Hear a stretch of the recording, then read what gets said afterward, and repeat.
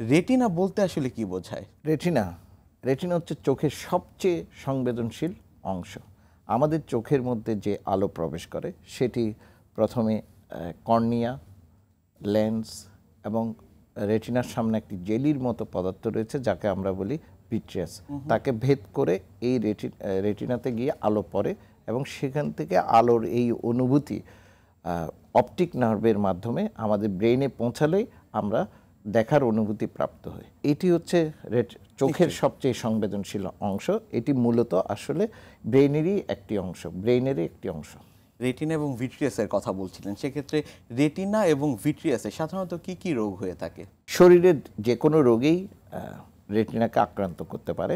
হ্যাঁ, যেমন diabetes, blood pressure, যে কোনো ইনফেকশাস ডিজিজ, বিশেষ করে টিবি, টিউবারকুলোসিস, এছাড়া অটোইমিউন ডিজিজগুলো যেমন বাত, ব্যথা, বিভিন্ন ধরনের, আমরা একটা বলি সবাই জানে সিস্টেমিক লুপাস ইরিথেমাটোসাস, এই ডিজিজ সব কিছুই চোখের রেটিনাকে আক্রান্ত করতে পারে। নিশ্চয়ই। আজকে আমরা কথা বলছিলাম ডায়াবেটিস জনিত যে রোগগুলো নিয়ে, সেটি নিয়ে। সেক্ষেত্রে আসলে এই যে ডায়াবেটিস জনিত চোখের রেটিনায় আসলে কি কি রোগ হয়ে থাকে? ডায়াবেটিস জনিত চোখের রেটিনার রোগকে আমরা দুই ভাগে ভাগ করি। একটি হচ্ছে মাইল্ড ফর্ম বা এটিকে বলে বিনাইন ফর্ম, সেটি হচ্ছে নন প্লোরিফারেটিভ ডায়াবেটিক রেটিনোপ্যাথি। আরেকটি হচ্ছে প্লোরিফারেটিভ ডায়াবেটিক রেটিনোপ্যাথি, যেটি কিছুটা খারাপ এবং এটি চোখে রক্তক্ষরণ এবং নানা জটিলতার সৃষ্টি করে।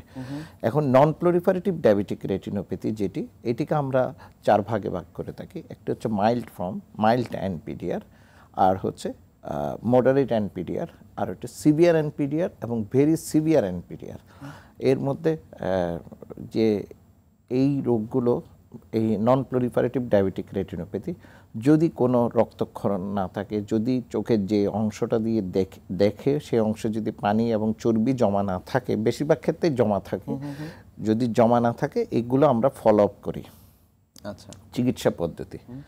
আর যদি থাকে জমা পদ্ধতি, যদি পানি জমে থাকে, চর্বি জমে থাকে, সেগুলো আমরা ইনজেকশন, অনেক সময় লেজার দিয়ে চিকিৎসা করে থাকি। আর হচ্ছে প্লোরিফারেটিভ ডায়াবেটিক রেটিনোপ্যাথি, সেটি খুবই খারাপ ধরনের ডায়াবেটিক রেটিনোপ্যাথি। এটা ডায়াবেটিক রেটিনোপ্যাথির অ্যাডভান্স ফর্ম বলতে পারি। এটিকে আমরা আবার বিভিন্নভাবে ভাগ করে থাকি, যেমন হাই রিস্ক পিডিআর, সাধারণত তিন ভাগে ভাগ করে থাকি।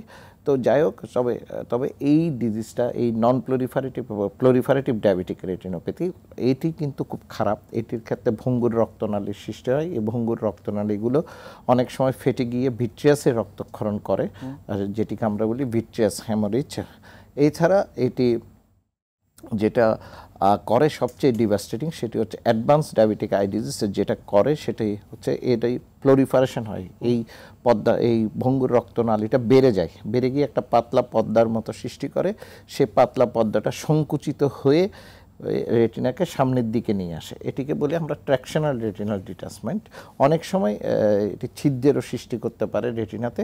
তখন আমরা বলি বোথ ট্র্যাকশন এবং কম্বাইন্ড রেটিনাল ডিটাচমেন্ট। ট্র্যাকশনও থাকে, সাথে ছিদ্রের সৃষ্টি করে থাকে।